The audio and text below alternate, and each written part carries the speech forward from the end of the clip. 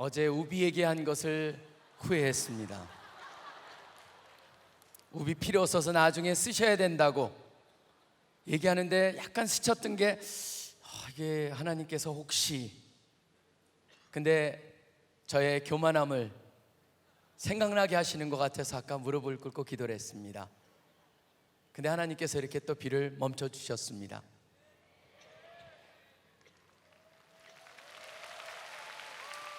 사실은 여러분, 이번 장마가 참 특이합니다. 지각장마라고 그럽니다. 근데 오늘 출석 체크하려고 그러더라고요. 굉장히 불안했어요. 근데 참 감사합니다. 이렇게 이 아름다운 밤을 주시고 또 여러분의 형형색색으로 플라스틱을 뒤집어 쓴 여러분의 모습이 유난히도 아름답습니다. 옆 사람 보고 얘기해 보십시오. 참 멋있다.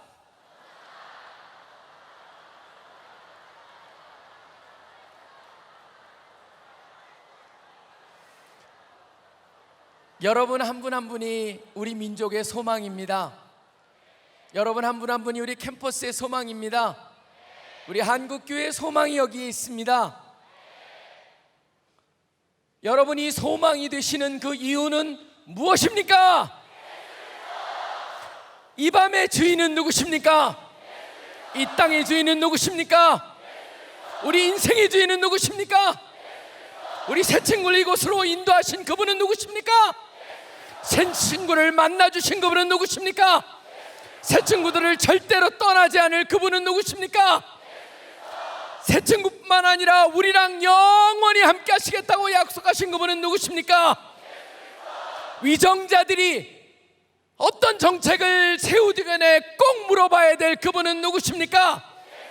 모든 경영자들이 경영의 지혜를 구해야 될 그분은 누구십니까? 우리 이념 갈등의 해결책이 어디에 있습니까? 우리 캠퍼스의 주인이 누가 되어야 됩니까? 전공을 초월해서 모든 전공의 가장 중심부에 누가 계셔야 합니까? 여러분의 가정을 누가 책임지십니까? 여러분의 취직을 누가 책임지십니까? 여러분의 인생의 모든 문제를 누가 책임지십니까? 어떠한 역경 속에서 불러야 되는 그 이름은 누굽니까? 어떠한 상황 속에서 감사해야 되는 이유는 어디에 있습니까? 여러분의 모든 문제 해결책을 주실 뿐만 아니라 길을 보여주시는 그분은 누구십니까? 꿈과 비전을 주시는 그분은 누구십니까? 이 밤에 우리를 거룩해 하실 그분은 누구십니까? 이 밤에 우리의 마음을 양털과 같이 또 눈과 같이 희게 하실 그분은 누구십니까? 이 밤에 우리가 재고백을 해야 되는 그분은 누구십니까? 이 밤에 그 모든 재고백을 받아주시고 우리를 깨끗게 하실 그분은 누구십니까? 우리를 거룩하게 하는 그런 삶을 도와주시는 그분은 누구십니까? 그렇습니다, 여러분. 예수 그리스도가 답입니다. 다른 답은 없습니다. 어떠한 상황 속에서 우리가 외쳐야 될 이름입니다. 불러야 될 이름입니다. 불러도 결코 지루하지 않은 이름입니다. 제 목소리가 쉬어도 부르고 싶은 이름입니다. 바로 예수 그리스도. 그분이 여러분을 이 밤에도 책임져 주시고 여러분의 마음속에 찾아가 주시고 특별히 어제 예수 그리스도를 영접한 새 친구의 마음속에 영원히 함께 하시기는 그 예수 그리스도를 다시 한번 감사하는 그런 밤이 되기를 소원합니다. 알렉산더 포프라고 하는 영국 시인이 있습니다. 그 사람이 한 말이 굉장히 유명한 말이 있습니다. 이런 말을 했습니다. To err is human, to forgive divine. 실수하는 거는, 죄를 짓는 거는 인간이고 그것을 용서하는 것은 신적인 것, 하나님께 속한 것이다. 그렇기 때문에 우리가 때로는 용서하는 것 자체도 이게 하나님의 신성, 그러니까 하나님의 것을 우리가 하는 것이다라고 하는 것이 담겨 있습니다. 거기 보면 인간은 누구나 죄를 범한다는 겁니다. 실수를 저지른다는 겁니다. 그렇지만 용서해 주는 것은 그게 신적인 속성에 속한 것이기 때문에 고귀하다라고 하는 것도 포함하고 있습니다. 중요한 거는 여기서 우리 인간은 누구나 죄를 지을 수밖에 없다라고 하는 겁니다. 중세의 신학자들이 이걸 가지고 인간이 어떤 존재인가를 얘기하면서 표현한 게 참 이것도 기가 막히게 영어로 다 표현했습니다. 좀 헷갈리긴 합니다. 왜냐하면 원래 라틴어를 갖다 영어로 풀어 쓴 것인데 이렇게 돼 있습니다. 모든 인간은, 일반적인 인간은 not able not to sin, 죄를 짓지 않을 수 없는, 이게 어렵죠? 더블 부정. 그러니까 죄를 짓지 않을 수 없다 뭡니까? 누구나 죄를 지을 수밖에 없는 게 일반적인 인간이라고 하는 겁니다. 어제 그런 인간들이 예수 그리스도를 영접했을 때 바뀌죠. 어떻게 바뀌냐면 두 번째 단계로 바뀌어버립니다. 죄를 지을 수밖에 없는 인간들이 낫을 하나가 하나님께서 오셔서 딱 떼갑니다. 어디서 떼가냐면 처음 앞에 있는 낫을 떼갑니다. 그러니까 not able not to sin이 아니고 낫을 떼니까 able not to sin, 죄를 짓지 않을 수 있는, 그러나 여전히 죄를 짓는, 그게 바로 예수 그리스도를 믿는 사람들의 그 표현입니다. 그러니까 죄를 짓지 않을 수밖에 없었는데 이제는 죄를 안 지을 수 있는 존재로 바뀌었다. 그게 바로 우리가 지금 살고 있는 우리의 모습입니다. 궁극적으로 우리는 어디를 향합니까? Not able to sin, 죄를 짓지 않는, 죄를 짓지 못하는, 그거는 이 땅에서 이루어지지 않습니다. 나중에 우리가 눈을 감고 하나님 곁에 갔을 때, 하나님 옆에 가야만 이루어지는 것, 그걸 영화로운 그런 영화된 삶을 얻었을 때만이 가능합니다. 왜 이 말을 제가 들으냐면요, 바로 여기 중요한 사실 하나가 있습니다. 바로 뭐냐면 누구나 죄를 짓는다는 겁니다. 그 때문에 성경에서는 이런 얘기를 합니다. 자기가 죄를 갖다가 짓지 않는다. 그러니까 이런 사실을 부정하는 사람을 뭐라고 그러냐면 스스로 속이는 자며 진리가 없는 자들이라고 말하고, 더 나아가서 뭐냐면 하나님을 거짓말하는 분으로 만드는 일이다. 왜냐, 하나님께서는 뭐라냐면 우리의 이런 약점을 아시고 우리가 죄를 범하였을 때 죄를 이렇게 해결할 수 있다라고 말씀을 하시기 때문입니다. 여러분, 이거는 너무너무 중요한 겁니다. 왜 그러냐면 우리가 나는 죄를 짓지 않아, 나는 죄가 없어, 그러는 순간부터 뭐예요? 그거는 거짓이라는 거예요. 진리를 모른다는 거예요. 하나님을 갖다 거짓말하는 사람으로 만든다는 거예요. 우리의 영혼, 우리가 첫날부터 봤습니다. 어제도 보았습니다. 오늘도 마찬가지입니다. 다윗이란 사람을 만납니다. 아까 봉독하는 데 보면은 다윗을 만납니다. 한 특징을 갖다 보게 되는데, 이 다윗은 원래 그 삶을 갖다 제가 다 조명하지 못합니다. 사실 제가 이번에 다윗의 어깨에 올라타라 라고 하는 책에 나와 있는 것 중에서 하나를 갖다 선택한 것이 이 회개랑 연결이 되어 있습니다. 회개랑 연결이 되어 있는데 이 다윗의 삶을 보면 참 특징적입니다. 하나님께서 다윗을 선택해 가지고 사울 왕으로부터 도망가는데, 다윗이 뭐랍니까? 다 도망가는데 어디에 삽니까? 다 광야에 삽니다. 거기 보면 온통 뭐 무슨 광야, 무슨 광야, 무슨 광야, 광야 이름만 따져봐도 엄청나게 많습니다. 웬 똑같은 광야인데 이름이 그렇게 다른지 모르겠어요. 다 광야에 여러분 가보시면요, 온통 아무것도 없습니다. 근데 여기는 엔게디, 여기는 무슨 바란 광야, 온통 광야예요. 그래서 다윗이 광야 전문가가 됩니다. 광야 전문가, 광야에 살면서 광야 하면은 그 두 번째 가라면 서러울 사람이 돼버립니다. 거기서 살면서 굉장히 보면은 광야에 뭐가 생기냐면 특이한 것이 생깁니다. 다윗은 광야에 살면서 하나님과 굉장히 가까워집니다. 하나님이 훈련의 장으로 광야를 주셨기 때문에 다윗이 거기서, 다윗의 인생에서 피크가 어디냐면은 왕이 된 때가 아니고 오히려 광야 시대가 피크였어요. 다윗은 굉장히 거기서 은혜와 충만하게 그렇게 살아가고 항상 영적으로 깨어져 있습니다. 그러다 나중에 왕이 됩니다. 왕이 돼가지고 이제 잘 풀려지기 시작합니다. 나라가 어느 정도 안정이 됐습니다. 그랬더니 뭐가 됩니까? 바로 거기서 다윗이 유혹을 받습니다. 어느 날 전쟁도 안 나갑니다. 다른 때는 다 나가서 전쟁에 앞장서 싸웠지만 왕이니까 뭐라 하냐면 장수들한테 당신은 나가지 마십시오 그랬던 것 같습니다. 그러니까 딱 남아가지고 이렇게 있는데 오후에 한 오후에 나가가지고 올라가서 이렇게 뭐 없나 지붕 위에 이렇게 뜩 보니까 누가 보입니까? 저 밑에 있는 집에서 한 여인이 보입니다. 목욕을 합니다. 왜 목욕을 할까? 그 사람들이 그런 질문하는데 성경엔 그게 이슈가 아니에요. 사실은요. 지금 뭐냐 하면은 다윗이 그 여인을 불렀다는 겁니다. 불러가지고 그 여인이랑 잠자리를 합니다. 잠자리를 했는데 참 아이러니컬한 게 뭔지 하면은 그 잠자리 한 것 때문에 이 여인이 바세바란 여인이었는데 임신을 하게 됩니다. 임신을 하게 되는데 지금 바세바라고 하는 여인의 남편은 누구냐면은 우리아라고 사람입니다. 우리아라는 사람은 지금 전쟁에나 싸우고 있는 중이었습니다. 싸움이 계속 진행되는데 나중에 바세바가 임신했다는 얘기를 듣습니다. 큰일 났습니다. 어떻게 해야 됩니까? 다윗이 빨리 우리아를 전쟁에서 들여와가지고 바세바한테 잠을 자게 함으로써 자기가 범한 죄를 갖다, 지금은 유전자 검사가 있지만 그땐 그런 거 없잖아요. 발가락이 닮았다 뭐 그러잖아요. 그래가지고 되니까 그걸로 뒤집어 씌우려고 그랬습니다. 우리아를 불렀습니다. 우리아를 불러가지고 잠자리에 자게 하는데 우리아는 전쟁 중에 모든 다른 장수들과 군사들이 나가 있는데 내가 어떻게 들어가서 자냐? 결사할 수 없다.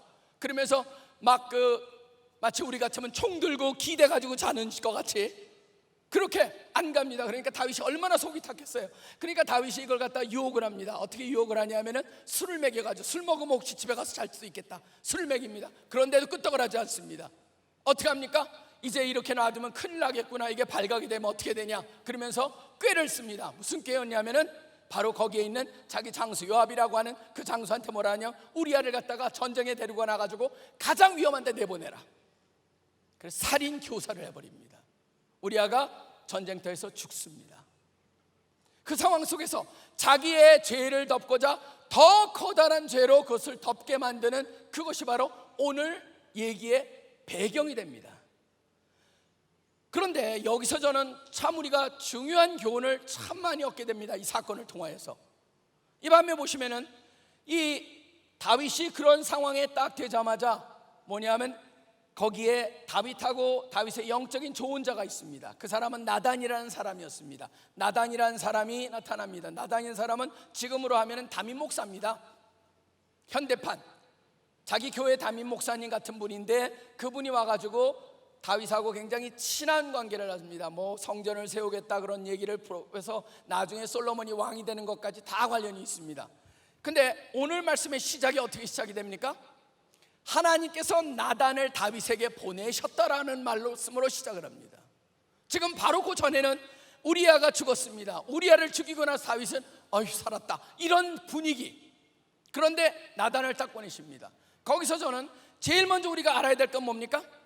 하나님은 중요한 속성 하나를 가지고 계세요. 뭡니까?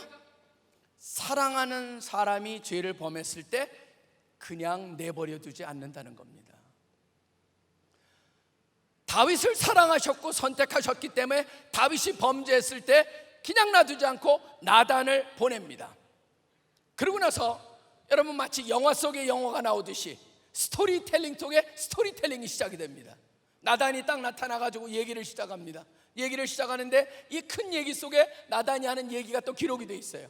그 얘기는 바로 뭐냐면 한 부자가 있었다. 부자가 있었는데 외부에 손님이 왔다. 손님이 와가지고 잘 대접하려고 그러는데 양을 잡았다. 자기한테는 양도 많고 소도 많고 굉장히 많은데 해필이면 그 이웃에 있는 어떤 한 사람 양이 한 마리밖에 없고 그 너무나 소중해서 가족같이 여기는 그런 양, 암양 새끼 하나를 가지고 있는 그 양을 뺏어가지고 그런 치졸한 일을 하면서 그걸 잡아가지고 거기다 주면서 자기가 얼마나 관대한 자고 얼마나 멋진 자인가를 갖다가 보여줬다라고 하는 얘기를 딱 던집니다. 다윗이 뭐라고 합니까? 히브리어는 이런 말이 하나, 벤 마웨트 이렇게 얘기합니다. 벤이라고 하는 건 아들이죠. 죽음의 자식이라고 얘기합니다. 굉장히 분노한 그런 어투입니다. 뭐냐면 죽어도 싸다, 죽여야 된다, 사형을 시켜야 된다라고 의로운 재판관으로서 명합니다. 사형감이다. 그리고 뭐냐면 내배나 갚아야 된다라고 큰 소리 뻥칩니다. 우리는 알고 있습니다. 바로 전에 나오는 우리아 사건인데 그러죠. 왜 이렇게 나가면 곤란할 텐데. 근데 다윗은 전혀 의심도 없이 아무 의심 없이 죽여야 된다, 네 배를 갚아야 된다 그러면서 씩씩거립니다. 그걸 보고 있는데 그때 나단이 뭐합니까? 돌직구를 날립니다. 바로 너예요. 그게 바로 너야. 여기에 참 놀란 거죠. 왜냐하면 딱 너다라고 하는데 저는 여기서 잠깐 한번 사이드로 빠져보죠. 너다 그랬을 때 다윗이 어떻게 반응하느냐는 우리가 좀 이따 얘기하는데, 여러분 성경을 보면은 늘 우리가 대부분 성경을 읽는 것이나 설교를 듣는 게 다윗 같아요.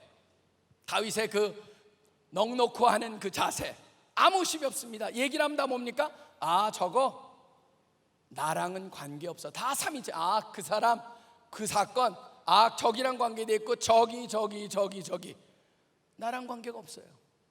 다 뭐냐면 3인칭으로 우리가 듣는다는 거예요. 그러다 보니까 그저 일반적인 선언이에요. 그 다음에 막연한 그냥 견해일 뿐이에요. 근데 여러분 보시면 성경 말씀은 그렇게 읽으면 안 되죠. 성경 말씀이 그렇게 다가가면 안 돼요. 3인칭이 아니에요. 언제나 1인칭으로 다가와야 되는데 우리가 그렇지 못해요. 많은 사람들이 모든 것을 갖다가 3인칭적인 접근을 합니다. 그러다 보니까 여러분 보시면은 심리학에서도 그런 게 있습니다. 편향이 있다. 그 편향을 갖다가 actor observer bias를 해서 이걸 갖다 우리나라로 하면 행동자 관찰자 편향이라고 할까요? 행동자 관찰자 편향은 이런 겁니다. 어떤 사람이 밤에 이렇게 쓱 자기가 저기 밤에 차가 별로 안 다니는 신호등이 있어요. 신호등이 있는데 거기서 자기가 보면서 뭐 합니까? 빨간불인데도 쓱쓱 쳐다보면서 사람도 없는데 뭐 건너도 되지. 그러면서 자기는 뭐라고 하냐면 상황이 이러니까 건너도 된다라고 자기는 그래도 괜찮은 사람이라고 생각을 합니다. 근데 멀리서 보니까 다른 사람이 똑같이 빨간불인데 건너요. 그럼 뭐라고 합니까? 상황을 보지 않습니다. 내부를 봅니다. 저 사람은 항상 법을 위반하는 사람이야. 항상 보면요, 그게 우리나라 말로 유명한 우리나라 사람이 만든 사자성어가 있죠. 내로남불이라고. 그건 딴 사람들은 몰라요. 우리나라에서 만들어진 언어예요. 그게 그런 일이 우리한테 있을 수 있다는 거예요. 하나님의 말씀이 항상 우리한테 1인칭으로 다가오지 않는 한에 있어서는 그런 문제가 생깁니다. 그리고 바로 너야 라고 말했을 때 여러분 보시면은 사람들이 일반적으로 다윗과 같이 반응하지 않습니다. 뭐라고 반응합니까? 변명을 합니다. 다른 일 합니다. 그게 여러분 우리가 봤었습니다. 어제 그제를 통해서 왜 사울왕 대신에 다윗을 택했는가, 사울은 왜 다윗을 계속적으로 죽이려 했는가 쫓아가 보면요, 사울의 부족함이 있는데 가장 결정적인 부족함이 뭔지 아십니까? 사울은 지극히 평범한 인간이었다라고 하는 겁니다. 사울의 약점이 나옵니다. 사울을 잠깐 한번 비교해 봅니다. 거기 보시면은 사무엘상의 15장에 보시면 사울이 하나님께서 굉장히 명료하고 자세하게 설명을 합니다. 뭐냐면 너희가 아말렉 족속하고 전쟁을 할 것이다. 근데 아말렉 족속한테 가서 이렇게 얘기합니다. 아말렉 족속을 쳐서 왕을 죽이고 어린아이와 심지어 여자 남자 나이에 관계없이 백성들을 갖다 싹 진멸하고 그가 갖고 있는 모든 가축까지도 거기에 들어가는 모든 것도 다 죽이라고 합니다. 왜냐하면 하나님께서 그 아말렉은 사실은 여기서 사울이 이걸 안 하다 보니까 나중에 계속 아말렉하고 어렵습니다. 이스라엘이 하나님이 이걸 아셨기 때문에 아말렉 족속을 싹 진멸하라고 그랬습니다. 증거도 남기지 마라. 이 땅에서 완전히 없애라. 하나님 보시기에 하나님이 그들을 없어져야 될 존재라고 여겼어요. 사울이 나갔어요. 전쟁을 했어요. 근데 뭐라고 합니까? 사울은 하나님이 그렇게 정확하게 얘기하셨음에도 불구하고 아말렉 왕인 아각이라는 사람도 체포하고 그 다음에 아각이 갖고 있었던 괜찮은 그 소나 그런 것들을 다 따로 모아놓고 저기다 놔두고 쓸만한 것들하고 별볼이 없는 것만 싹 없애버립니다. 그걸 보시면서 하나님께서 사무엘을 보내죠. 사무엘을 보내가지고 말합니다. 너 왜 그런 일 안 했니? 그랬더니 뭐라고 합니까? 사울이 딱 하는 게 뭐예요? 우리 일반적인 변명이죠. 했는데요? 그랬더니 했어? 그러면서 증거를 내는 게, 근데 저기에 울고 있는 저 소리 무슨 소리야? 저기서 매 하는 소리가 들리니까, 그러니까 저게 뭐냐 그랬더니 그때서요, 있잖아요, 그게 어떻게 됐냐면요, 다 죽이려고 그랬는데 우리 백성들이 쓸만한 건 놔둬가지고 나중에 하나님께 제사 지내는데 씁시다 얘기해가지고 백성들의 비유도 맞춰야 되잖아요. 그래서 제가 남겨뒀어요. 하나님께 제사 지내려고 했어요. 그랬더니 사무엘이 말합니다. 하나님께서 너한테 뭐라고 명령했느냐? 완전히 다 진멸하라고 그러지 않았느냐? 그러고 얘기하니까 그때서야 꼼짝을 못합니다. 그런데 그 다음에 이렇게 얘기합니다. 참 이게 기가 막힙니다. 이렇게 얘기합니다. 내가 범죄하였을지라도 이제 청하였나니 내 백성의 장로들 앞과 이스라엘 앞에서 나를 높이사 나와 함께 돌아가서 내가 당신의 하나님 여호와께 경배하게 하소서. 뭡니까? 백성들 앞에서 자기의 그 위험이나 자기의 위상을 떨어뜨리지 말라라고 얘기를 하는 겁니다. 여러분 보시면요, 여기에 굉장히 중요한 사울의 미스테이크가 있습니다. 뭡니까? 하나님을 두려워해야 되는데 지금 사울은 뭡니까? 사울 왕은 백성들이 어떻게 자기를 생각하는가를 보고 있다고 하는 겁니다. 여기에 우리한테 주는 레슨이 있습니다. 굉장히 중요한 교훈입니다. 그 교훈은 바로 뭐냐면 우리가 모든 죄 동안에 아무리 시시한 거라도 뭐예요? 궁극적으로 모든 죄는 다 하나님과의 관계 손상이 된다는 겁니다. 그렇기 때문에 하나님과의 관계, 하나님하고 이것을 가장 분명히 해야 되는데 사울은 계속적으로 답이 뭡니까? 사람들한테 핑계를 대고 궁극적으로 사람들 때문에 그 일을 했다라고 하는 걸로 계속 자기를 방어하고 마치 정치가들 같습니다. 기억나지 않는다, 모르겠다. 그게 바로 여기에 나타나는 사울의 모습입니다. 일반적인 인간의 모습입니다. 근데 중요한 건 어디 있습니까? 다윗은 달랐어요. 다윗은 바로 돌직구를, 나단의 돌직구를 향해서 바로 그게 너야! 딱 그러니까 다윗은 어떻게 할까요? 갑자기 얼굴이 변하면서 얼굴에 그대로 그걸 인정하는 모습으로 침묵 모드로 들어갑니다. 가만히 듣습니다. 아무 말도 하지 않습니다. 나단이 다윗을 향해서 얘기를 합니다. 내가 너를 이스라엘 왕으로 기름 붓기 위하여 너를 사울의 손에서 구원하고 네 주인의 집을 네게 주고 네 주인의 아내들을 네 품에 두고 이스라엘과 유다 족속을 네게 맡겼느니라. 만일 그것이 부족하였을 것 같으면 내가 네게 이것저것을 더 주었으리라. 사무엘을 통해서 하나님께서 말씀을 하십니다. 지금 여기서 핵심은 바로 뭡니까? 내가 너한테 해줄 수 있는 건 다 해주고 더 원하는 걸 또 줄 수 있었는데 어찌하여 너희가 그러지 않았느냐라고 얘기를 합니다. 그 얘기를 딱 하니까 그걸 두 번씩이나 얘기합니다. 더 줄 수 있었다. 그 얘기를 갖다 하나님께서 말씀하시니까 그때 다윗이 선언을 합니다. 뭐라고 선언을 합니까? 내가 여호와께 죄를 범하였노라. 다윗의 위대함이 나타나는 겁니다. 저는 사울이나 그런 것이 일반적인 사람들이 그렇게 합니다. 일반적으로 다 변호를 합니다. 방어를 합니다. 변명을 댑니다. 근데 다윗은 어떻게 합니까? 변명되지 않습니다. 내가 여호와께 죄를 범하였다라. 그렇기 때문에 여기서 유명한 말이 만들어집니다. 이 말이 나중에 보면 다윗이 고백을 하는 고백이잖아요. 고백을 담은 그 고백 자체가 뭐냐면 소망이 있는 그러한 선언이었다. 그래서 죄의 고백 자체가 소망으로 가득 찬 선언이었다라고 하는 그 유명한 말이 만들어집니다. 그러면서 이것을 보면서 유명한 신학자 하나가 이런 얘기를 합니다. 펠릭스 쿨파. 여러분, 펠릭스, 이게 라틴어인데 펠릭스라고 하는 거는 사실 거기서 나온 우리 스페니쉬가 뭐가 있습니까? 펠리스 라비다 뭐 그런 거 있잖아요. 메리 크리스마스 할 때 바로 즐겁다는 겁니다. 바로 blessed라고 하는 거, 기쁘다라고 하는 거, blissful이라고 하는 기쁘다라고 하는 펠릭스, 기쁘다. 그 다음에 콜파, 콜파는 거기서 나온 영어 단어가 culpability 뭐 그런 거 있죠. 그러니까 그 자책할 만하고 책임질 만하고 그런 의미 다 연결이 거기서 나온 단어들이에요. 펠릭스 쿨파라고 하는 단어는 뭡니까? 행복한, 해피 씬 그런 말이죠. 행복한 죄. 바로 이게 참 여기에 보면 굉장한 아이러니입니다. 죄가 어떻게 행복할 수가 있습니까? 근데 여러분 중요한 게 바로 여기 있죠. 죄가 지은 죄로 고백이 될 때 그게 행복, 축복으로 변할 수가 있다라고 하는 것을 보여줍니다. 뭐냐면은 죄를 인정하고 고백할 때 비로소 죄에서 구원하시는 하나님을 인지하고 응답할 수가 있기 때문이라는 겁니다. 여러분 보시면 이게 핵심이죠. 바로 다윗이 그 인정을 받았을 때 내가 여호와께 죄를 범했다라고 하는 그 말 자체가 뭡니까? 거기에 이미 그 고백 자체가 죄의 고백이었지만 뭡니까? 소망으로 가득 찬 선언이었다라고 하는 겁니다.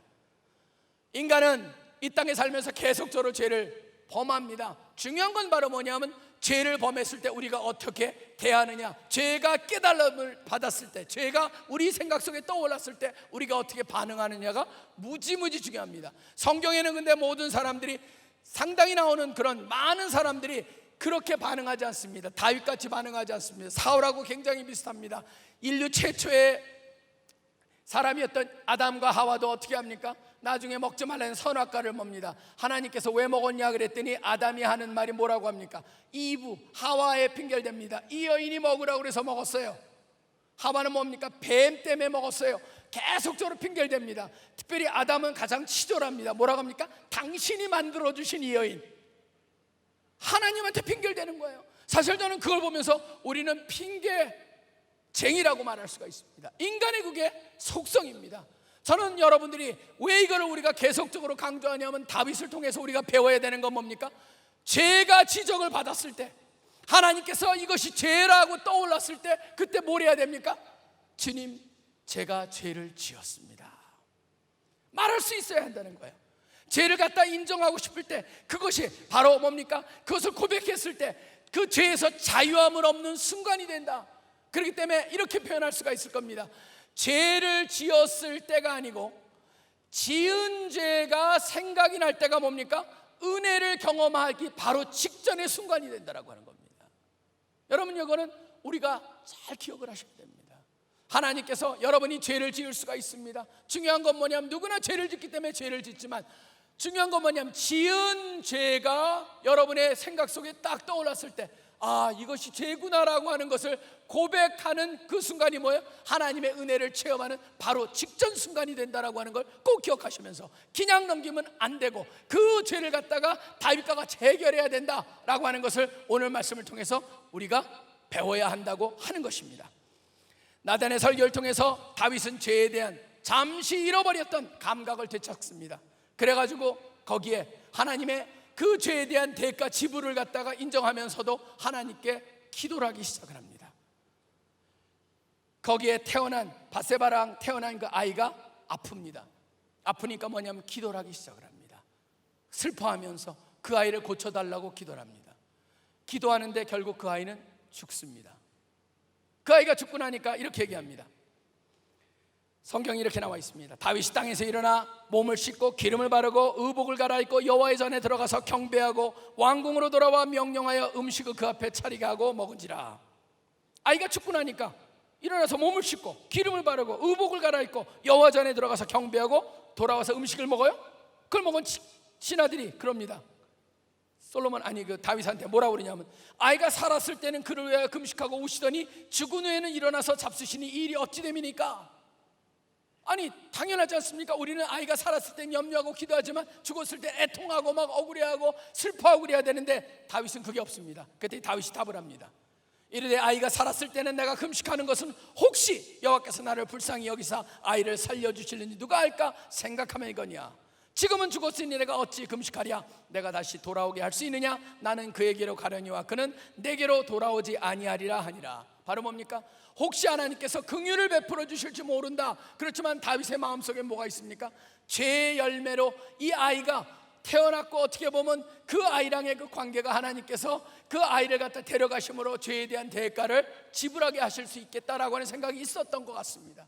그 때문에 아이가 죽자마자 그걸 긍휼히 여겨달라고 그랬지만 아이가 죽습니다. 그러니까 그걸 갖다가 인정을 하고 그대로 받는 그런 굉장히 독특한 행위를 여기서 합니다.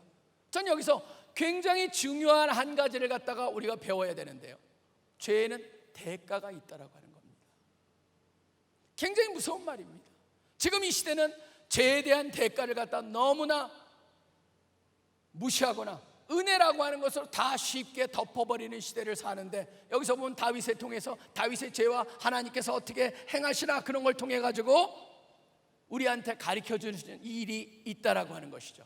다윗이 범죄합니다. 그걸 하나님이 보시기엔 악한 것이었습니다. 하나님을 업신여겼다고 말합니다. 말씀을 업신여겼다고 말합니다. 말씀을 업신여겼다는 건 하나님을 업신여겼다는 것입니다. 그런데 다윗이 내가 죄를 지었다고 인정했을 때 하나님께서 말씀하십니다. 나단을 통해서 여호와께서도 당신의 죄를 사하였습니다. 그런데 경고를 합니다. 당신의 집안에 칼이 있을 것입니다. 당신의 왕국에도 어려운 일들이 있을 것입니다 라고 해가지고 그 얘기를 분명히 합니다. 죄에는 대가가 있다라고 하는 것을 분명히 얘기하고, 아이의 죽음을 통해서 심지어 그 죄의 전가가 일어나서 그 아이가 죽을 수도 있다라고 하는 그것까지도 얘기를 합니다. 죄에 대한 경고를 갖다가 분명히 주고 있습니다. 대가가 따른다, 이거는 너무너무 중요한 표현입니다. 저는 우리가 이것을 잊어서는 안 될 것입니다. 요새 사람들이 죄를 경히 여기는 이유가 뭡니까? 죄는 다 용서를 받는다라고 하는 너무나 쉬운 것입니다. 그러다 보니까 어떤 사람이 죄를 범했습니다. 죄를 범했는데 그 사람이 용서해 주지 않으면 뭐라고 합니까? 그 어떤 사람이 해를 가했습니다. 근데 그 피해자가 가해자를 갖다 용서하지 않는다고 해서 뭐라 하면 당신은 믿음이 없어, 믿음으로 은혜를 용서해 줘, 그렇게 얘기를 합니다. 사실은 성경적으로 보면 굉장히 잘못하면 오해를 받을 수 있는 부분입니다. 왜 그러냐면요, 성경에서 보면요, 사실은 정확히 말하면은 가해자가 피해자한테 가서 용서를 구하고 피해자가 가해자한테 용서를 해줘야 되는 것이 원래 원칙입니다. 근데 우리는 바로 피해자한테 뭐라고 하냐면 그냥 용서해줘, 그렇게 얘기를 하고 용서 안 하면 믿음이 없다라고 얘기할 수 있는 것, 그거는 우리가 해줄 수 있는 게 그 사람이 선택해야 될 것인데 우리가 가끔 그러고 있다라고 하는 것이죠. 제가 한 책을 읽었었어요. 시몬 비센탈이라고 하는 그 유대인이 쓴 책인데 The Sunflower라고 하는 책이었습니다. 우리는 번역이 안 되어 있습니다. 해바라기라고 하는 건데 이게 그 유대인들의 수용소에 있었던 얘기를 갖다 하면서 부제가 뭐였냐면 On the possibility of forgiveness and the limit of possibility and limits of forgiveness였습니다. 용서의 가능성과 용서의 범위에 대한 책이었습니다. 과연 어디까지 용서할 수 있고 이런 죄를 용서할 수 있느냐 없느냐. 근데 그 책을 읽는데 이런 얘기가 나왔습니다. 유대교에서는 용서받을 수 있는 죄와 용서받을 수 없는 죄가 있는데 용서받을 수 없는 죄를 얘기하는데 뭔지 아십니까? 이게 참 저한테 와닿았습니다. 회복시킬 수 없는 건 용서받을 수가 없다. 근데 다윗의 죄가 뭐였어요? 회복시킬 수 없어요. 그 사람을 살릴 수가 없어요, 우리아를. 그리고 또 하나, 살인이라고 하는 것, 그래서 용서받을 수, 유대교가 그렇다는 겁니다. 그 다음에 또 용서받을 수 없는 죄가 뭔지 아십니까? 명예훼손이에요.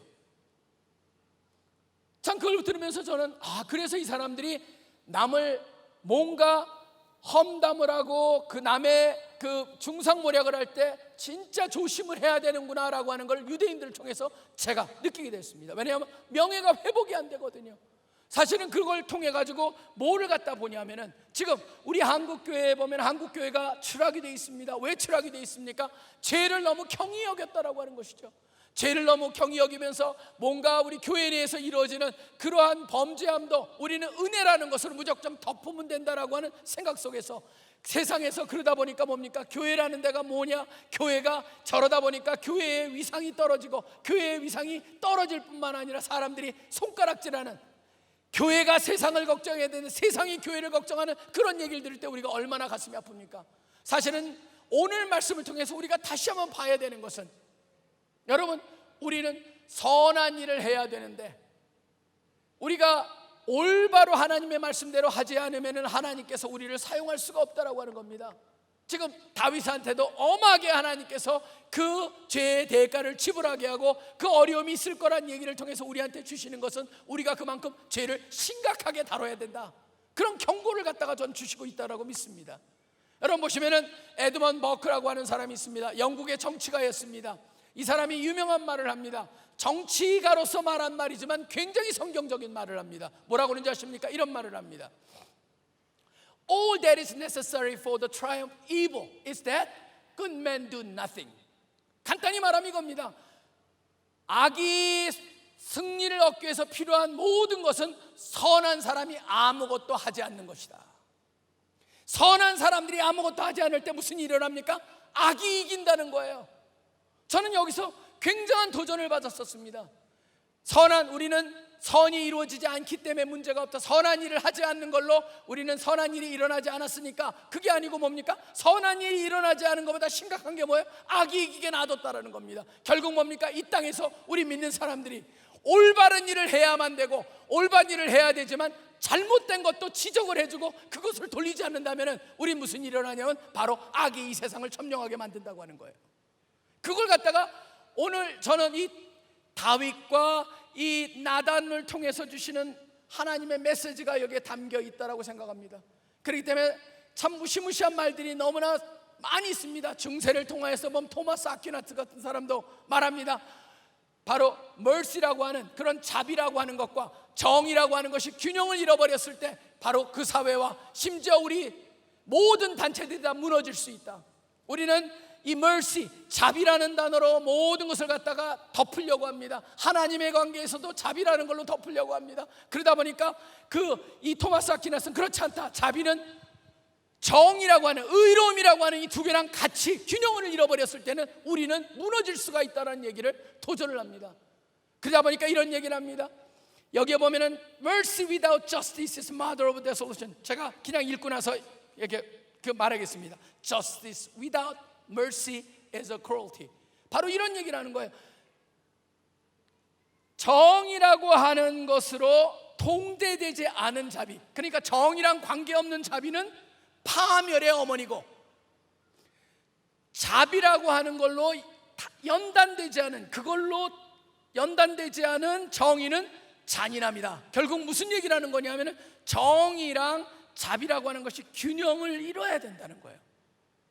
저는 이 시대가 우리가 그걸 잃어버리지 않았나 생각이 듭니다. 여러분들 여기에 저는 특별히 리더들이기 때문에 여러분한테 이 말씀을 드리는 겁니다. 여러분이 사회 속에 들어가서 어떤 포지션에 어디에 가던 간에 기억하셔야 될 건 뭡니까? 늘 은혜라고 하는 걸로 모든 것이 커버가 안 된다고 하는 겁니다.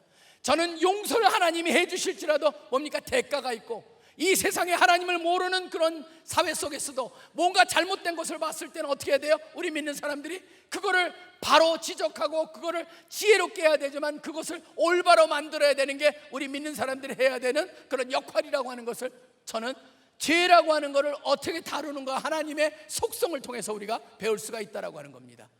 다윗으로 돌아와 봅니다. 다윗이 그걸 지적을 받고 나서 어떻게 합니까? 다윗이 변하기 시작합니다. 다윗이 그때 마음을 갖다 얘기하는 게 시편 51편에 나옵니다. 저는 여러분이 시편 51편을 보다 보면 특이한 걸 발견합니다. 다윗이 죄가 어떻게 드러나는가를 얘기하는데 이런 것이 있습니다. 내 죄가 항상 내 앞에 있습니다. 내가 주께만 범죄했습니다. 주의 목전에 악을 행합니다. 내가 죄악 중에서 출생하였습니다. 뭡니까? 죄가 드러내는 거는 4번밖에 안 나옵니다. 표현이. 나머지 51편 전체가 뭔지 아세요? 하나님이 어떻게 그 죄를 회복시키시나에 초점을 맞춰줍니다. 저는 이게 너무너무 기가 막힌 겁니다. 여러분이 51장을 한번 묵상해 보세요. 시편 51편을 보면은 다윗이 자기 죄가 어떤가, 죄가 어떻게 드러나는가 그 얘기를 하는데 4번밖에 안 나오는데, 하나님께서 그 죄를 어떻게 용서해 주시고 회복시키시나 그걸 갖다가 19번이나 나옵니다. 그런 표현이 세 보면은 뭐예요? 하나님이 우리의 죄를 범하는 것보다 오히려 하나님께서는 회복에 더 관심이 있다라고 하는 걸 보여주죠. 균형을 찾는 겁니다. 제가 아까는 그 죄에는 대가가 있습니다. 대가라고 하는 것을 제가 강조했다면 그것과 함께 뭡니까? 회복도 같이 존재한다라고 하는 걸 말씀을 드리고자 하는 겁니다. 하나님은 두려운 존재뿐만 아니고 뭐예요? 용서해 주시고 회복시키시는 분이라고 하는 이 균형을 찾자라는 겁니다. 근데 우리는 너무나 하나만 강조하다 보니까, 하나만 강조하면 두려움이 생기거나 하나만 강조하면은 엉망으로 살게 됩니다. 이 두 개가 함께 같이 있어야 되는 거예요. 그걸 갖다가 오늘 이 말씀을 통해서 보게 됩니다. 그러고 나서 죄를 갖다가 드러냅니다. 죄를 짓는 방법은 한정되어 있지만 하나님이 우리를 용서하는 방법 무한하다, 그거를 꼭 얘기해 주시는 것 같습니다. 하나님의 말씀은요, 우리가 죄를 인정하고 그 앞에 갔을 때 하나님의 말씀 우리를 정죄하고 그 다음에 거기서 보면은 책망하는 그 자리에 놔두지 않습니다. 뭡니까? 우리를 어디로 인도합니까? 하나님의 말씀은 회복, 구원으로 인도하십니다. 그러다 보니까 하나님의 말씀의 초점은 뭡니까? 죄의 고발이 아닙니다. 뭡니까? 인정을 하고 그 다음에 하나님의 성령님을 통해서 회복시키시는 그거로의 초대가 꼭 있다라고 하는 겁니다. 다윗도 마찬가지였습니다. 그 아이가 죽습니다. 아이가 죽고 나서 하나님께서 뭐랍니까? 다음 아이를 태어나게 합니다. 그 아이가 바로 솔로몬이란 다음 왕이 되는 아이였습니다. 솔로몬이라고 하는 이름은 뭡니까? 샬롬이라고 하는 평화라고 하는 이름도 있지만 어떤 사람은 모 대신이라는 의미도 있다라고 합니다. 그래서 그 죽은 아이 대신 하나님께서 주셨다. 그러면서 참 흥미로운 게 거기서 성경에 유일하게 여기밖에 안 나오는 단어가 나옵니다. 솔로몬의 다른 이름이 뭐냐면 여디디아라고 되어 있습니다. 여디디아는 뭐냐면 여호와께서 사랑하셨다. 그걸 통해서 하나님께서 뭘 보여주시는 거예요? 솔로몬을 통해서 그 죄의 대가를 지불하게 하셨죠. 뭡니까? 회복시키시고 하나님께서 그를 그래도 사랑하신다는 증거를 보여주셨다는 거예요. 바로 우리가 죄를 갖다가 직면했을 때, 죄를 갖다가 지적을 받았을 때 어떻게 해요? 인정을 하고 하나님 앞에 다가가고 하나님 앞에서 그 죄를 고백하는 순간이 뭐예요? 하나님의 은혜를 체험을 시작하는 바로 직전, 은혜를 체험하게 되고 그것을 통해서 회복이 될 뿐만 아니라 더 다음 단계로 올라갈 수가 있다라고 하는 겁니다. 여러분, 그렇기 때문에 저는 여러분 마음 놓고 죄 지십시오, 그게 아니죠. 죄를 지어도 용서를 받습니다. 그 얘기를 갖다가 쉽게 하면은 바로 그렇게 이 오해가 될 수가 있습니다. 그렇지 않습니다. 죄를 짓게 되는데 죄를 짓게 되는데 죄를 갖다가 지은 순간이 아니고 그것이 떠오르면서 그 떠오르는 순간을 통하여 가지고 고백하면서 하나님이 주신 은혜를 통해서 뭡니까? 다음 죄를 이겨낼 수 있는 힘을 기를 수 있다라고 하는 겁니다. 그렇기 때문에 우리는 선순환을 하는 거예요. 죄를 고백하고 은혜를 체험하고 그 힘을 길러서 다음 죄가 왔을 때 이겨내고, 또 그렇지만 쓰러지면은 그걸 통해서 또 일어나고 또 힘을 길러가지고 죄를 이겨내는 그런 관계가 돼야 된다. 그게 바로 오늘 말씀의 가장 제가 말씀드리고자 하는 핵심이 되는 겁니다. 자, 그렇다면 한번 이런 질문을 던져봅니다. 사람들은 왜 일반적으로 죄를 범합니까? 어느 때 죄를 범합니까? 저는 많은 사람들이 죄를 범하는 것 중에 하나는 뭐냐면요, 어려울 때 죄를 범합니다.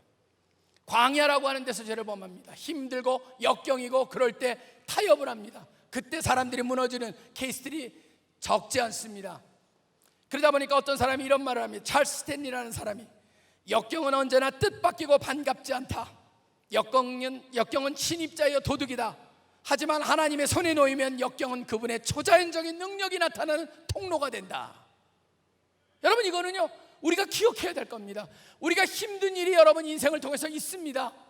그렇지만 여러분이 그 힘든 일을 봤을 때 그것이 여러분의 시험에 빠지고 죄를 범하는 계기가 되는 것이 아니고, 오히려 성경을 한번 그 눈으로 보시기 바랍니다. 성경에 하나님께서 리더를 만들고 그 사람을 위대하게 쓰실 때 뭡니까? 역경이라고 하는, 소위 말하는 광야라는 이름의 그 역경을 갖다 지나게 하십니다. 예외가 없습니다. 모세가 그랬습니다. 다윗이 그랬습니다. 심지어 누가 그렇습니까? 세례 요한도 광야에서 외칩니다. 예수님도 40일 동안 금식하시고 광야에서 시험을 받습니다. 여러분, 하나님이 쓰시려면 일어나는 게 뭐예요?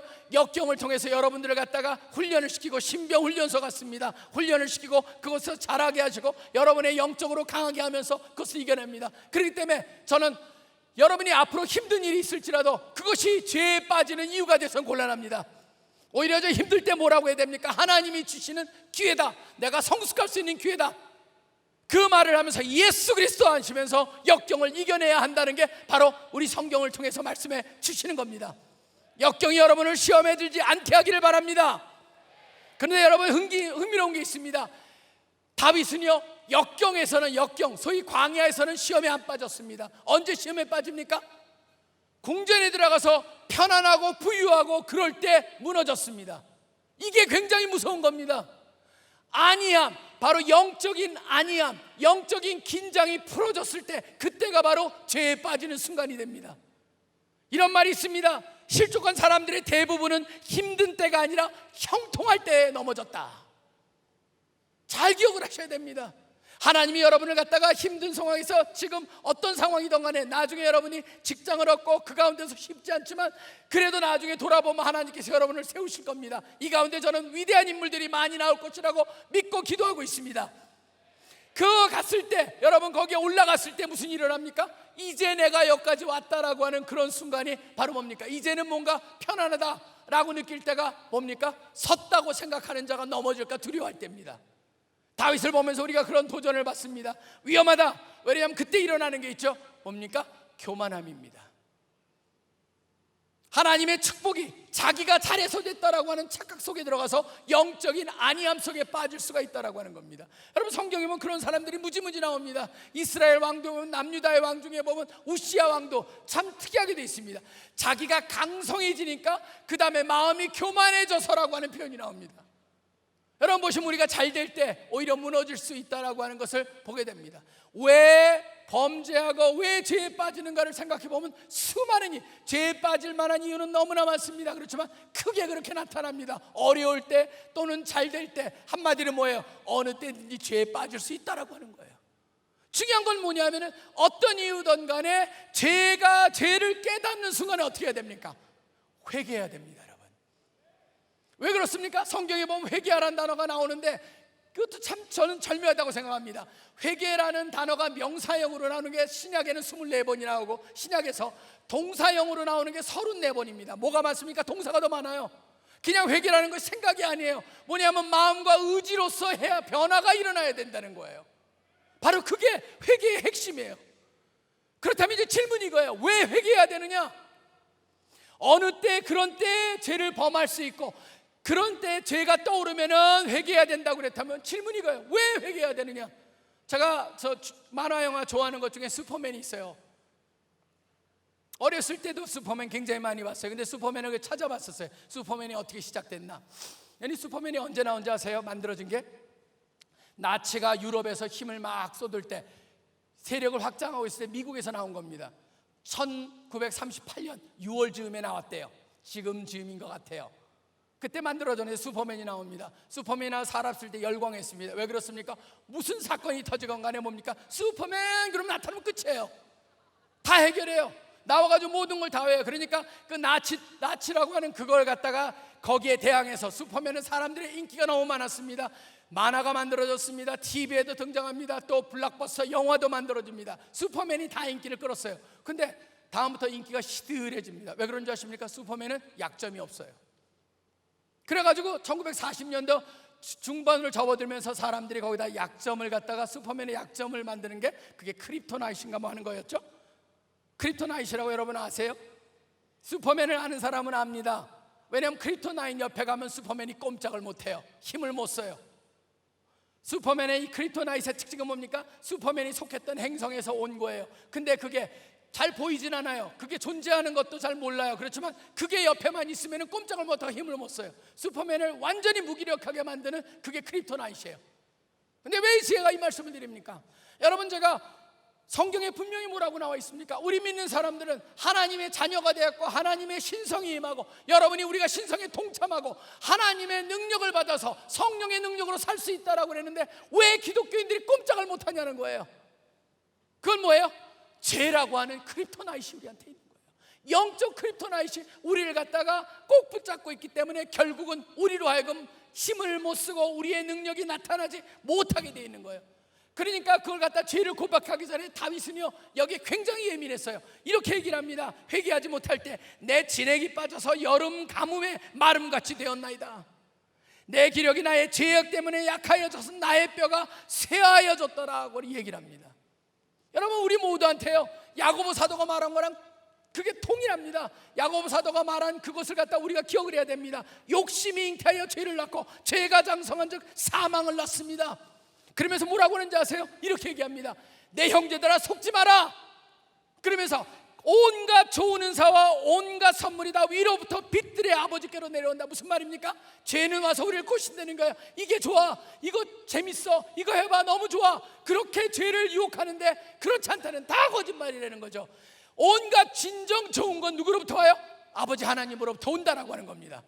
죄를 거부할 수 있어야 된다. 그래야만이 우리가 살 수 있다. 바로 우리가 힘을 낼 수 있다. 신성이 우리한테 드러날 수 있고, 에임 디바인이라고 하는 진정 에임 디바인 파워, 진짜 하나님의 능력을 여러분이 구하신다면 뭘 하셔야 돼요? 죄를 해결해야 된다는 거예요. 그래야만 힘이 나온다는 거예요. 이런 얘기 나옵니다. 죄는 우리를 무기력하게 만듭니다. 이렇게 이 말씀이 있습니다. 여호와의 손이 짧아서 구원하지 못하심도 아니요 귀가 둔하여 듣지 못하심도 아니라 오직 너희 죄악이 너희와 너희 하나님 사이를 갈라놓았고 너희 죄가 그의 얼굴을 가리어서 너희에게서 듣지 않으시게 함이니라. 죄가 하나님과 우리 사이를 막았습니다. 예수님은 또 뭐라고 하십니까? 산상수훈에서 보면 너희 오른 눈이 범죄하거든 뭐라고 그래요? 가리라고 그럽니까? 아닙니다. 빼버려라고 그래요. 오른손이 범죄하거든 잘라버려라. 사실 그 문자적으로 해서 우리 여기 남아있는 게 별로 없을 겁니다. 근데 중요한 건 왜 예수님이 그런 엄청난 말씀을 하셨냐면은 바로 죄의 무시무시함을 기억하라라고 하는 것이죠. 죄가 우리한테 가하는, 죄를 그냥 놔뒀을 때 우리가 얼마나 무기력하게 되느냐. 하나님께서 말씀하셨습니다. 내가 거룩하니 너희도 거룩하라고 말씀하십니다. 하나님의 능력에 패스워드가 있습니다. 하나님의 능력을 어떻게 받습니까? 그랬을 때 거기다가 여러분의 아이들을 치부할 때 패스워드를 쳐야 되는데, 패스워드가 뭔지 아십니까? 거룩함입니다. 거룩할 때, 거룩함을 삶을 추구할 때 하나님께서 여러분을 쓰실 수가 있습니다. 이런 말씀이 나옵니다. 큰 집에는 금그릇과 은그릇뿐 아니라 나무그릇과 질그릇도 있어 귀하게 쓰는 것도 있고 천하게 쓰는 것도 있나니 그러므로 누구든지 불의한 것에서 자기를 깨끗하게 하면 귀 쓰는 그릇이 되어 거룩하고 주인의 쓰심에 합당하여 모든 선한 일에 준비됨이 되리라. 또한 너는 청년의 정욕을 피하고 주를 깨끗한 마음으로 부르는 자들과 함께 의와 믿음과 사랑과 화평을 따르라라고 디모데한테 사도 바울이 얘기를 해요. 여러분, 여기에는 우리가 동일합니다. 사도 바울도 우리한테 동일하게 얘기합니다. 뭐예요? 여러분이 깨끗하게 삶을 사신다고 할 때, 여러분을 갖다 깨끗이 죄를 비우고 이제는 백지로 만들고 하나님이 원하시는 그림을 그려가는 삶을 살겠다고 여러분을 드릴 때, 하나님께서 우리 여러분 한 분 한 분을 사용하실 수가 있다라고 하는 겁니다. 우리가 어떻게 죄를 갖다 이겨냅니까? 성령님이 계신다고 말씀하십니다. 죄는 계속적으로 한 번의 고백이 되지 않습니다. 아까 말씀드렸습니다. 지속적으로 죄를 집니다. 근데 죄를 지고 회개를 통하여서 그 에너지를 받아가지고 다음 죄를 이겨낼 수 있는 힘을 얻습니다. 그렇지만 지속적으로 우리는 이 삶을 살면서 죄를 안 지을 수가 없습니다. 중요한 건 바로 뭐냐면, 바로 죄를 짓기 때문에 계속적으로 죄가 떠오를 때마다 우리가 회개를 하면서 그 회개를 통하여서 우리는 점점점 힘을 기르고, 죄를 갖다가 조그만 죄부터 큰 죄를 갖다가 이겨낼 수 있는 그런 힘을 길러갈 때 하나님께서 그 우리의 준비된 정도에 따라서 우리를 사용할 수가 있다라고 하는 겁니다. 저는 이 밤에 하나님께서 여러분의 마음속에 여러분이 그냥 지나쳤던 죄들이 생각나기를 바랍니다. 그 지었던 죄가 생각나는 순간이 뭐예요? 하나님의 은혜를 받기 바로 직전, 그 순간이 되는 겁니다. 그것이 여러분의 입을 통해서 고백이 되었을 때 뭡니까? 그것은 소망과 은혜로 가득 찬 선언이 되는 겁니다. 주여, 제가 이 죄를 지었습니다라고 말을 여러분이 회개할 때, 그 고백이 여러분의 입을 떠날 때 바로 뭐가 이루어지냐면 하나님의 회복과 하나님의 소망과 하나님의 능력과 그것이 여러분 가운데 시작할 수가 있다라고 하는 겁니다. 그래서 여러분이 바로 그 일을 우리가 이 밤에 합시다. 여러분 원하지 않습니까? 여러분 그냥 살겠습니까? 하나님의 자녀로서 별 볼 일 없이 그저 그럭저럭 살다가 가겠습니까? 그러기엔 너무 여러분의 인생이 짧습니다. 여러분의 인생이 너무나 소중합니다. 여러분 젊었을 때 하나님 앞에 여러분을 갖다 온전히 깨끗하게 살겠다라고 하는 나의 패스워드는 거룩함이다라고 하는 걸 외치면서 그런 삶을 살겠다고 헌신했을 때 하나님은 여러분을 쓰실 수가 있다라고 저는 믿습니다. 여러분, 실수할 수 있습니다. 그렇지만 fail forward, 앞으로 실수를 통해서 성장이 일어나야 됩니다. 그게 죄를 갖다 지면서 죄 속으로 빠져들어가는 건 바닥으로 떨어지는 겁니다. 그냥 놔두면 여러분 죄에 둔감하게 됩니다. 저는 이 밤이 바로 여러분의 죄를 갖다가 토해내고 죄의 예민함을 회복해서 이제는 더 이상 여러분이 순간으로 습관적으로 모르게 그냥 너무나 평범하게 접하는 그런 죄들을 깨끗하게 하는 그런 밤이 되기를 간절히 소원합니다. 같이 여러분 눈을 감고 여러분이 원하시는 자세로 무릎을 꿇어도 좋습니다. 눈을 감고 우리가 한번 같이 기도해 보기를 원합니다. 하나님께서 우리의 죄를 생각나게 하시고 죄를 고백하길 원하시고 죄를 고백할 때 용서하겠다고 했습니다. 만일 우리가 우리 죄를 회복하면 하나님께서는 의로운 분이시고 그 죄를 다 용서해 주시고 모든 불의에서 우리를 깨끗하게 하신다고 했습니다. 죄를 용서하신다고 했습니다.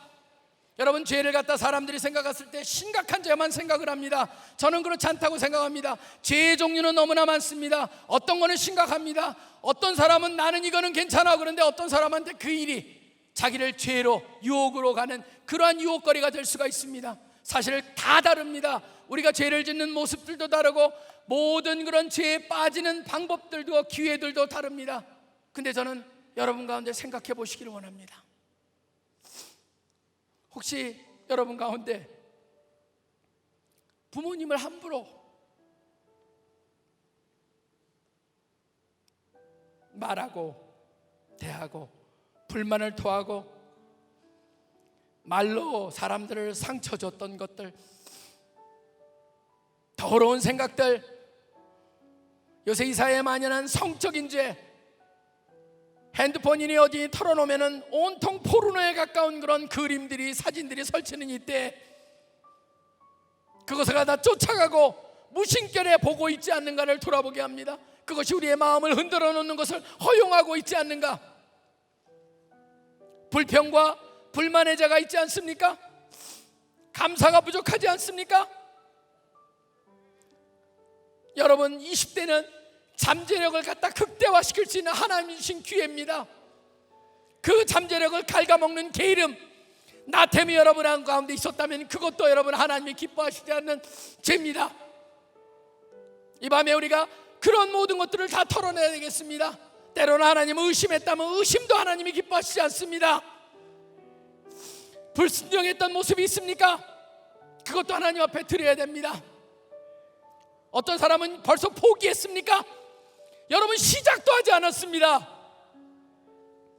그저 벌써 끝난 듯 그렇게 살고 있지 않습니까? 하나님께서 여러분의 마음속에 말씀해 주시는 밤이 되길 원합니다.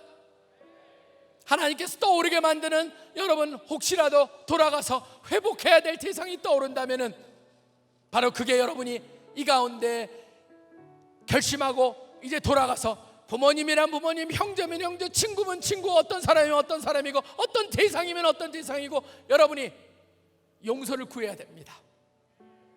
그게 시작입니다. 거룩한 원 나가는 시작입니다. 하나님이 주시는 여러분의 양심에 흔듦이 있기를 바랍니다. 그게 축복의 시작입니다. 은혜 받기의 시작입니다. 바로 문턱에 와 있습니다. 이 순간입니다. 죄가 떠오르는 그 순간이 바로 은혜 받기 직전의 순간입니다. 조용히 여러분 생각해 보십시오.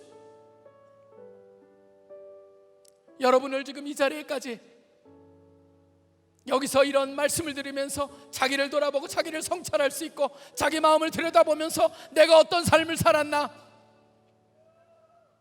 내가 어떤 일을 할 수 있는데 이렇게 초라하게 살고 있나, 하나님을 믿는다고 하면서도 세상 사람과 다른 게 무엇인가라고 하는 걸 여러분 스스로가 한번 질문해 보시길 바랍니다. 왜? 근데 하나님께서 말씀하십니다. 그것이 바로 너희 가운데 있는 죄, 해결하지 않은 죄라고 말씀하십니다. 슈퍼맨을 꼼짝 못하게 하는 크립토나이트같이 죄가 우리를 꼼짝 못하게 하고 있습니다. 그렇지만 하나님은 거기에 놔두지 않았습니다. 우리에게 그 죄를 해결해 버릴 수 있게 만들어 주셨습니다. 회개라고 하는 것을 통해서 가능합니다. 이제 하나님 앞에 자기의 잘못을 갖다 인정하는 겁니다. 구체적으로 주님, 제가 이런 일을 했습니다. 주님, 이것은 잘못된 것입니다. 인정합니다. 하나님이 용서해 주심을 믿고 하나님의 약속에 의지해서 고백하오니 주님 용서해 주시고 깨끗하게 하여 주시고 주님이 주시는 그런 거룩함을 입어서 새 삶을 시작하는 그런 마음이 되게 하여 주시옵소서. 나의 삶에 있어서 A와 B씨가 회개를 통하여서 새로운 삶의 새로운 선순환의 시작이 되는 밤이 되게 하여 주시옵소서. 여러분들이 여러분 가운데 떠오르는 것 옆 사람 의식할 필요 없습니다. 하나님 앞에 우리가 한번 주여 그러고 여러분 앞에 성령님께서 기억나게 하시는 그런 모든 것을 갖다가 다 고백하시고 성령님을 향해서 부탁하십시오. 성령님, 제가 성령님의 손을 잡습니다. 성령님의 의지하며 삽니다. 성령과 함께 살겠습니다. 성령의 도움을 받아 살겠습니다. 이제는 죄를 이길 수 있는 힘을 주시고 성령님 도와주시옵소서. 바로 이제는 성령의 손을 잡고 살겠습니다라고 하는 그런 기도를 드리길 바랍니다. 우리가 한번 주여 외치고 나서 한번 같이 기도합니다. 자, 시작. 주여. 하나님 아버지, 우리가 주시고 아버지